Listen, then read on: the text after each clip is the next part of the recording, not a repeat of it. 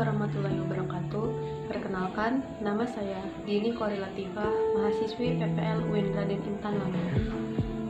Oke anak-anak, dalam pembelajaran kali ini kita akan membahas mengenai listrik statis. Dalam pembelajaran listrik statis, ada 3 poin materi dalam listrik statis. Yang pertama, apakah itu listrik statis? Yang kedua, mengapa listrik statis dapat menarik muatan lainnya? Yang ketiga, apa saja contoh dan penerapan listrik statis?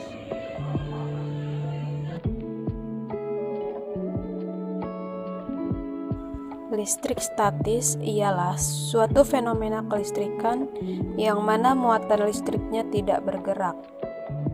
Pernahkah kalian melihat atau bahkan praktikum tentang penggaris plastik yang digosokkan ke rambut kering, kemudian didekatkan dengan potongan-potongan kertas kecil, maka kertas tersebut akan tertarik oleh penggaris plastik. Hal itu semua terjadi bukan karena magnet, melainkan karena gejala kelistrikan. Pada listrik statis, benda dapat tarik-menarik karena adanya atom-atom, yaitu proton dan elektron.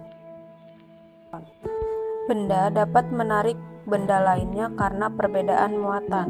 Apabila kedua benda berbeda muatan, maka benda tersebut akan saling tarik-menarik. Namun, apabila kedua muatan benda tersebut sama, maka keduanya akan tolak-menolak. Contoh penerapan listrik statis banyak kita jumpai dalam kehidupan sehari-hari. Gejala alami dalam listrik statis di bumi, contohnya adalah gejala munculnya petir. Sedangkan penerapannya dapat kita temui pada beberapa alat berikut. Yang pertama, mesin fotokopi. Yang kedua, penangkal petir di tiap rumah. Yang ketiga, gejala penggaris listrik dan rambut kering. Yang ketiga, dapat kita lihat gejala pada penggaris plastik dan rambut kering. Pada awalnya, penggaris dan rambut bermuatan netral atau jumlah proton sama dengan elektron. Pada saat digosokkan ke rambut, elektron dari rambut berpindah ke penggaris plastik. Akibatnya, penggaris mendapat tambahan elektron, sehingga penggaris plastik berubah menjadi muatan negatif, sedangkan rambut berubah menjadi muatan positif. Agar kalian lebih paham, coba perhatikan contoh soal berikut. Diketahui dua buah muatan masing-masing sebesar 8,1 kolom dan 10 kolom terpisah dengan jarak 9 meter.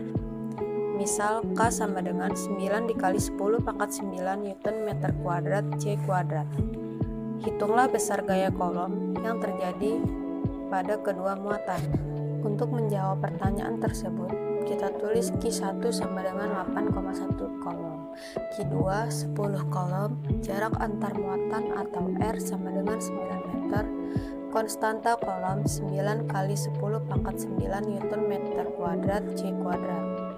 Maka dapat kita selesaikan menggunakan rumus F sama dengan K Q1 Q2 per R kuadrat. Dapat dituliskan 9 kali 10 pangkat 9 Newton meter kuadrat C kuadrat dikali 8,1 kolom dikali 10 kolom per 9 meter kuadrat.